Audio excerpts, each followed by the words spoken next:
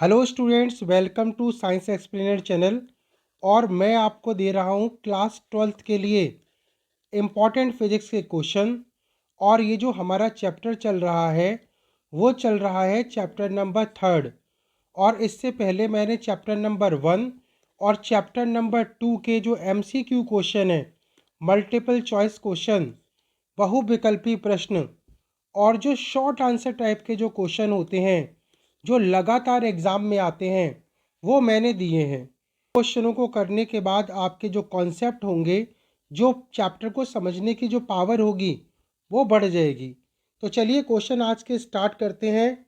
ये important question है, previous year में आए हुए क्वेश्चन है।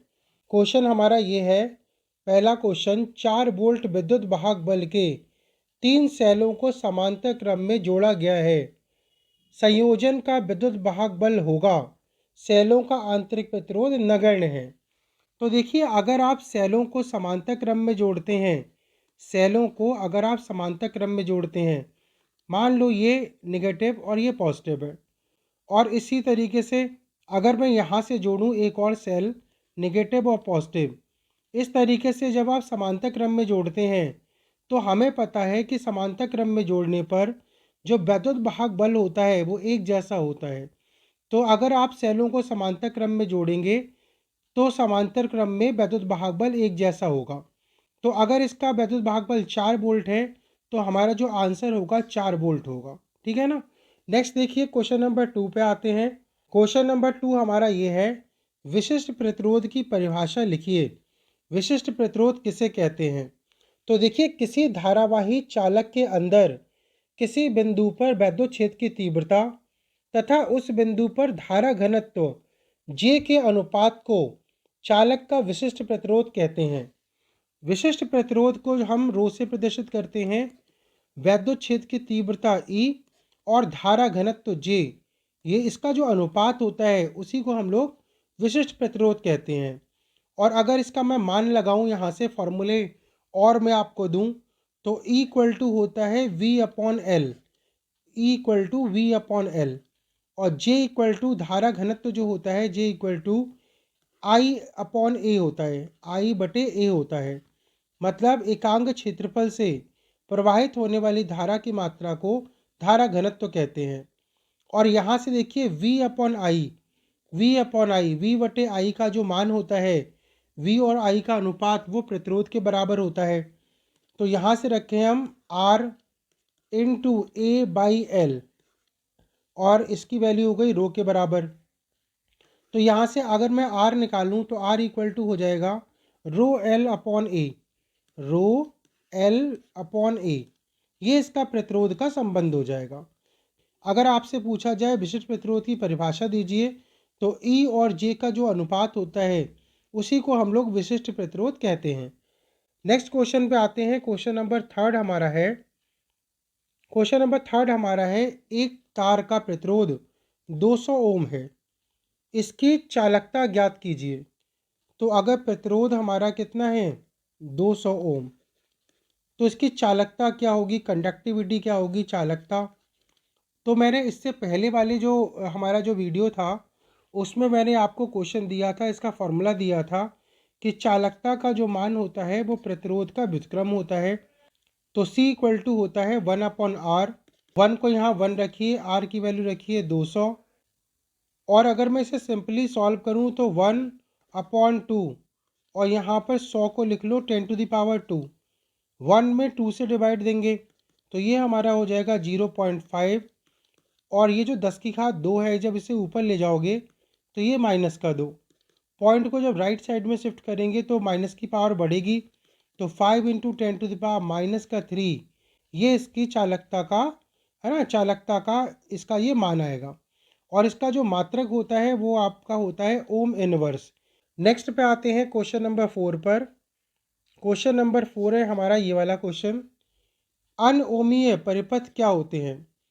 अनओमीय परिपथ क्या होते हैं? तो देखिए, जिस परिपथ के अवयव का प्रतिरोध विभवांतर बदल जाने पर बदल जाता है तो वह अनओमीय परिपथ कहलाता है।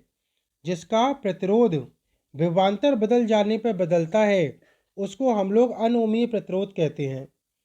नेक्स्ट पे आते हैं क्वेश्चन नंबर 5 पर।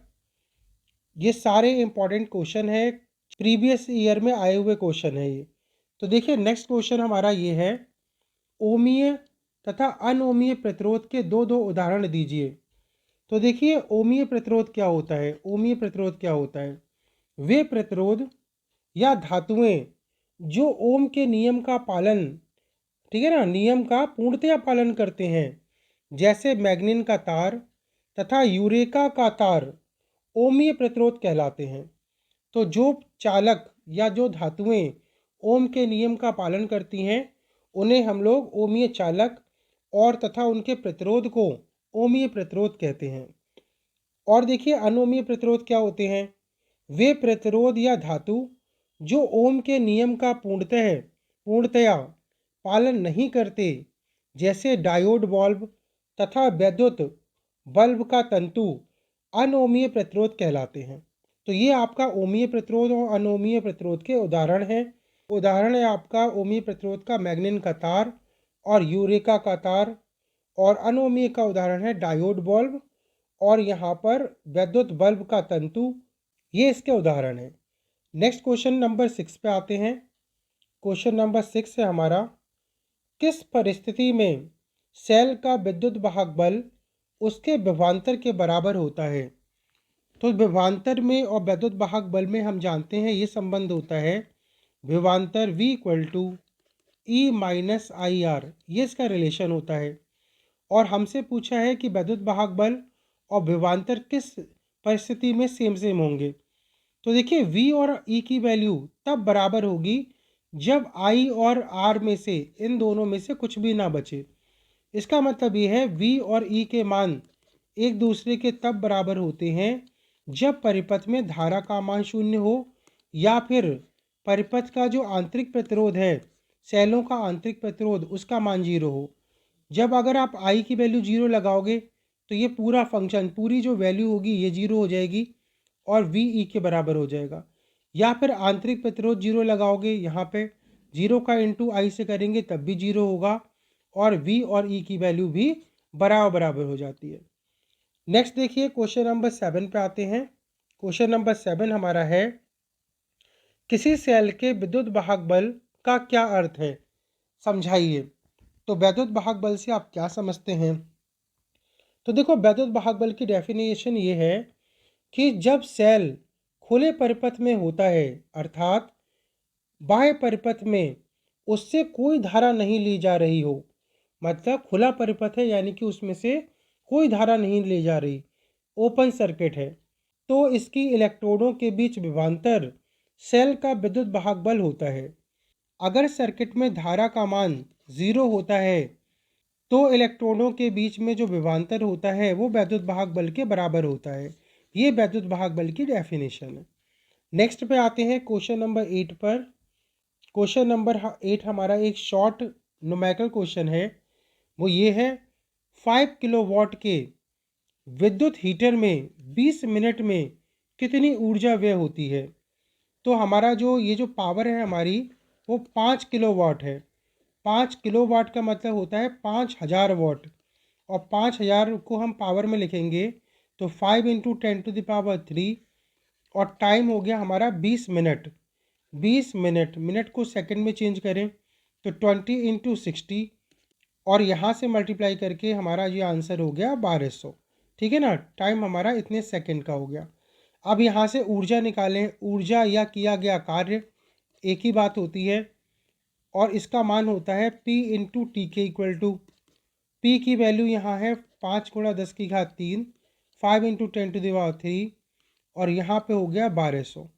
जब हम यहाँ 1200 का 5 से इंटू करेंगे तो ये हो जाएगा 6000, 6000 10⁻³ और यहाँ पॉइंट है, 3 संख्या अगर लेफ़्ट में शिफ्ट करते हैं तो प्लस की पावर बढ़ेगी और हमारा आंसर होगा 6 इंटू 10⁻6 जूल की एनर्जी यहाँ से बनेगी। नेक्स्ट क्वेश्चन देखिए, क्वेश्चन नंबर 9 पे आते हैं। ये बहुत ही इंपॉर्टेंट क्वेश्चन है, पिछले ईयर्स में आए हुए क्वेश्चन। क्वेश्चन नंबर 9 हमारा है, चालक का प्रतिरोध किन बातों पर निर्भर करता है। तो देखो आंसर हमारा ये है कि चालक का प्रतिरोध, चालक के पदार्थ, चालक की लंबाई तथा चालक के परिच्छेद क्षेत्रफल पर निर्भर करता है। ठीक है ना, अनुप्रस्थ काट के क्षेत्रफल पर इसका मान निर्भर करता है। तो यहाँ से हम फॉर्मूले से भी देख सकते हैं कि R equal to rho L upon A होता है। तो R का मान किस पर निर्भर करेगा? एक तो लंबाई पर निर्भर करता है, R का मान क्षेत्रफल के व्युत्क्रमानुपाती होता है, R का मान ताप पर भी निर्भर करता है, टेम्परेचर पर निर्भर करता है, और सबसे बड़ी बात R का मान जो होगा वो पदार्थ की जो प्रकृति होती है, नेचर होती है, इस पर निर्भर करता है। नेक्स्ट देखिए, नेक्स्ट क्वेश्चन नंबर 10 पे आते हैं। क्वेश्चन नंबर 10 है हमारा एक इम्पॉर्टेंट और आपका कॉन्सेप्ट अच्छे करने वाले क्वेश्चनों में से एक। ये हमारा एक विद्युत परिपथ में धारा के मापन के लिए आमीटर को किस क्रम में जोड़ा जाता है। जब आप किसी परिपथ में आमीटर लगाते हैं तो आमीटर को किस तरीके से एडजस्ट किया जाता है। तो देखिए, धारा मापने के लिए आमीटर को श्रेणी क्रम में जोड़ा जाता है और वोल्टेज नापने के लिए जो पोटेंशियोमीटर होता है, वोल्टमीटर होता है, उसको समांतर क्रम में जोड़ा जाता है। और देखो कैसे जोड़ते हैं इसमें। तो जैसे ही हमारा ये एक बल्ब है और यहाँ पे अगर मैं इसका मान लगाऊं तो यहाँ पर एक सीरीज़ में एक अमीटर जोड़ेंगे, उसके बाद यहाँ पे प्लस माइनस निगेटिव वाले सिरे पे की, और इस तरीके से होकर हमारा ये सिंपल सर्किट कंप्लीट होता है। तो ये हमारा जो जुड़ा हुआ है अमीटर, वो हमारा श्रेणी क्रम में जुड़ा है, एक ही वायर से जुड़ा है। यहाँ से कट करके जो एमीटर के जो हिस्से हैं वो यहाँ से कनेक्ट हैं, ये हमारा सीरीज कॉम्बिनेशन होता है। और अगर हमसे पूछा जाए वोल्टमीटर किस कॉम्बिनेशन में जोड़ते हैं, तो वोल्टमीटर हमेशा समांतर क्रम में जोड़ते हैं इस तरीके से। जैसे अगर मान लो इस पॉइंट पे और इस पॉइंट के बीच में यहाँ पर मान लो ए पॉइंट है, ये हमारा बी पॉइंट है, इन दोनों के बीच में हमें पोटेंशियल डिफरेंस निकालना है। तो इसका मतलब ये हमने इन दोनों को हमने समांतर क्रम में जोड़ दिया, जबकि जो अमीटर होता है वो सीरीज कॉम्बिनेशन में जोड़ा जाता है। तो ये थे कुछ आपके इम्पॉर्टेंट क्लास ट्वेल्थ के कुछ इम्पॉर्टेंट क्वेश्चन चैप्टर नंबर 3 से। और चैप्टर नंबर 3 के एक दो पार्ट और होंगे, उसके बाद हम चैप्टर नंबर 4 पे आएंगे जो आपका काफ़ी इम्पॉर्टेंट होगा। मैं आपको फ़िलहाल में MCQ क्वेश्चन और जो शॉर्ट आंसर टाइप क्वेश्चन है जिसको स्टूडेंट्स अक्सर लगातार छोड़ देते हैं और केवल बड़े क्वेश्चनों पर ही ध्यान देते हैं, मैं आपको शॉर्ट क्वेश्चन और MCQ क्वेश्चन यहाँ से करा रहा हूँ। जो स्टूडेंट चैनल पर नए हैं, चैनल को सब्सक्राइब कर लीजिए, अपने दोस्तों में शेयर कर दीजिए, जिससे आपको इम्पॉर्टेंट क्वेश्चन लगातार मिलते रहें। बेल आइकन को प्रेस करना मत भूलिएगा। Thank you.